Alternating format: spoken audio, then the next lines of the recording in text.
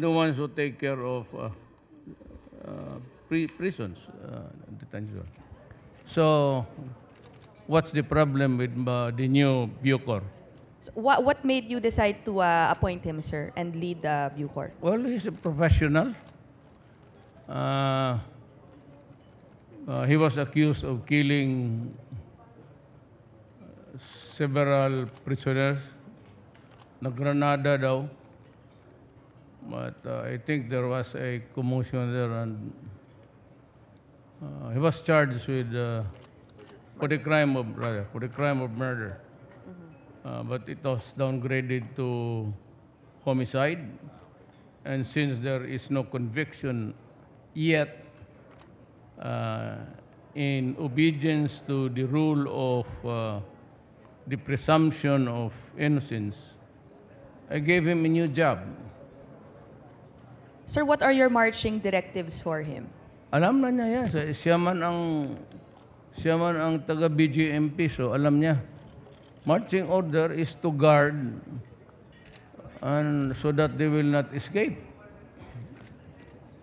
That's why it's a penitentiary.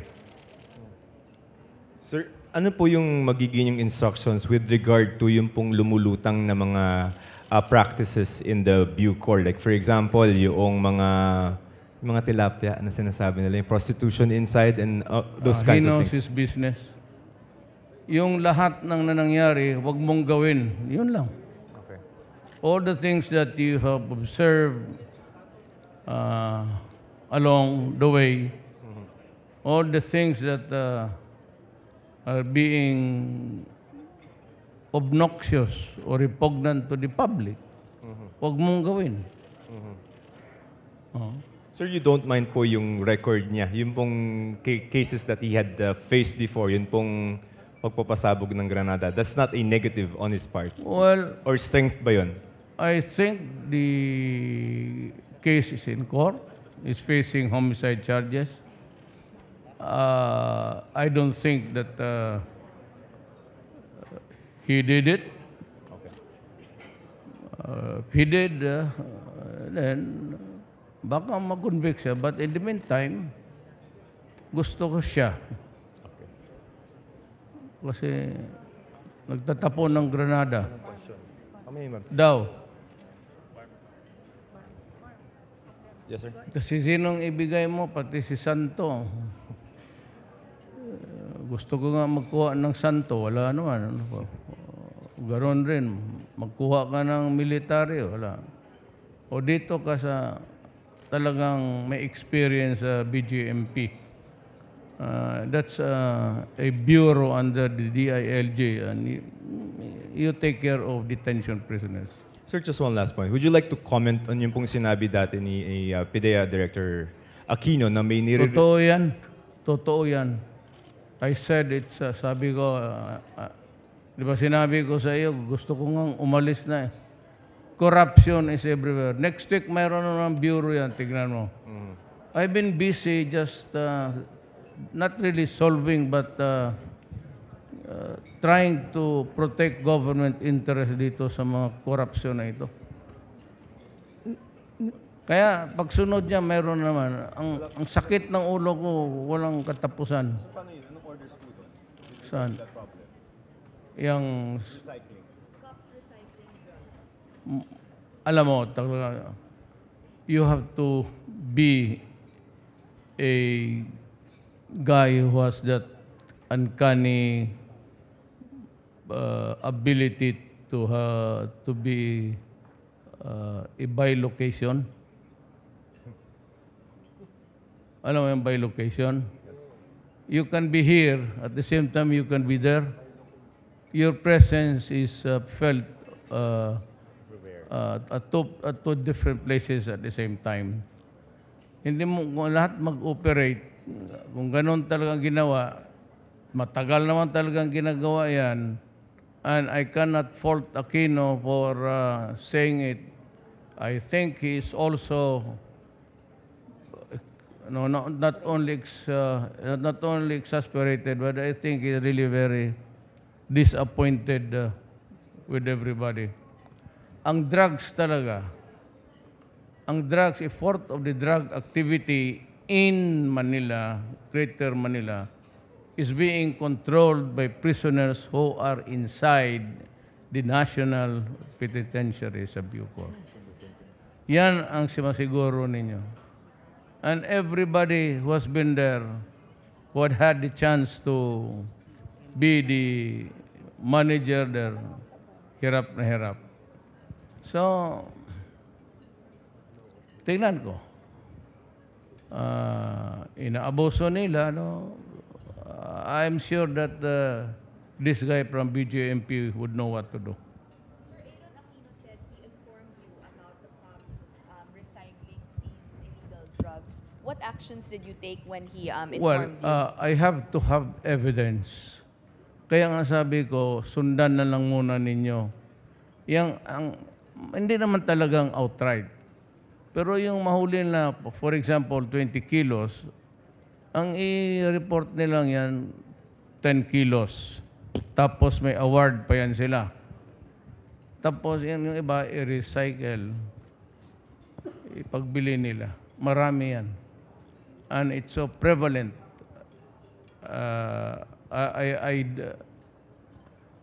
With the present setup of government, hindi mo makuha to. You know, you just cannot fire him for due process, right to be heard, investigation. Talo talaga ang gobyerno sa totoo lang. With so many restrictions, under the Bill of Rights, since this is a democracy, hanggang dyan lang talaga tayo. You cannot be a Superman here. But little by little, maybe towards the end, I promise you that by the end of my term, at least maminos-minos ang sakit ng ulo. Thank you, Mayor. Thank you. You'll just have to look for the honest men na sinasabi ko sa inyo mahirap maghanap ngayon. So sabi ko nga, there's that problem with Chinese man walking around broad daylight with a lamp. And somebody asked him, why are you bringing a lighted lamp when it is high noon? Sabi ng Chinaman, you know, I'm looking for an honest man. Mahirap hanapin yan. Alam mo, sa droga, it is the sad experience of America, Mexico, South America, Brazil, lahat it's a contagion worldwide. Terrorism and drugs. Mayor, on another note, nakipag-meeting po kayo sa BARM officials kanina. Pwede niyo po bang i-share yung mga problema na nakikita niyo ngayon? Well, una is the prompt remittance of their money because they have to operate also. Just like any government office, you have to have money to buy supplies, to pay the employees, and everything. So, isa yan. Pangalawa, yung additional officials for liaisoning. And third, I formed a committee of just a few members of the cabinet to assist them in building the structure of a barn government. Deadlines. Sir? Two days na lang po yung deadline yun na 15. Kasi parang 6,000, 600 plus lang yung sumuko under GCTA. Meron pa tayong hinahanap na maybe 2/3. Basta ako, sinabi ko, I will just set the timeline and then the 1 million prize is available to those who can capture them dead or alive. But maybe dead would be a better option. I will pay you smiling. Ibalik ko yan priso, makakain pa yung putang inang yan. Gagastos pa ako. Mayor, yun pong mga matatanda at sakitin na po sa bilibid, umaapila po sa inyo at sa ating pamahalaan. Ano po ang inyong plano sa kanila? Yung matatanda at sakitin na po sa bilibid. I will have to confer with the guy. Hindi ako mahilig ng committee. Walang mangyari niyan. You cannot even attend a meeting that there's a quorum. Wala, pagpunta mo dyan, you just dismiss after saying that there is quorum. Ako gusto ko tao lang, isang tao lang. Ito sino pangalan nito? Bantag. Si Bantag. Bantag. I'll just talk to him. Sabihin ko kung hindi mo kaya, ikaw ang ipako ko sa cross dyan sa gitna ng compound. Yung pong matatanda at mga sakitin na po sa bilibid, yung matatanda na po, yung mga may sakit, matatanda, ano po ang Yan. Ako, I'll ask the administration, so whoever will take over, or the Secretary of Justice to fast track yung mga sakit na at talagang matatanda na. Ako mag-set ako, 70 years or 75, 70. Hindi na marunong mag-hold up yan, hindi na makatakbo yan.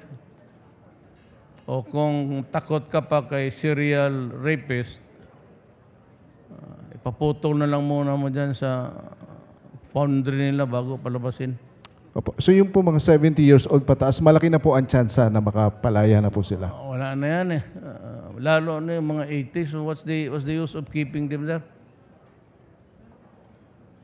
Alam mo ganito, ha? Alam mo bang, kinig kayong mabuti, for your learning process, alam mo ba yung nasa kulungan na umabot na ng 15, 20 years, ayaw nang lumabas yan. Yung sa penal colony, pag inirelease mo, maghanap yan ng problema. Mag-hold up ng one time yan, mag-enjoy, tapos gustong bumalik ng prisuhan. Kasi ang buhay nila for the last 20 years, nandyan na sa kulungan. Kontento na yan sa kanila. At alam mo kung ano? O ito, I'll reveal to you a deep-seated, but it's a little bit, I hope, kayong mga viewers' discretion. Karamihan nila ayaw nang umalis kasi may mga lovers na yan sila sa loob. At saka yan, yung lumabas na 30, 25 years, hindi na maghanap ng babae yan. They have acquired latent homosexuality. Wala na yan silang desire makipaghalika ng babae. Ang gusto niya, yung iniwan niya, and that is, I said, they have acquired latent homosexuality. Hindi yan sila bakla, pero yun na ang buhay nila doon. Nandoon yung mga lovers nila, kaya ayaw na yang lumabas. Kasi sa labas, wala na rin silang pag-asa sa buhay. Wala na tumatangkap sa kanila, at verily, they are considered, whether we like it or not, the truth is, they are considered outcasts. Okay. Thank you, Mayor. Thank you so much. Kaya yan ang kamo nila. May mga mahal na yan sila sa buhay. Totoo yan. At maghanap ng paraan yan para bumalik doon. Lalaking lalaki pumasok yan. Paglabas niyan after 30 years, 25 years. Lalaki ang mature pero they have acquired latent homosexuality. Thank you so much. Believe kayo, no? Alam ko. Sir, thank you for your time, sir. Ako, because of so many... Pati yung isa doon. I have acquired uncontrollable...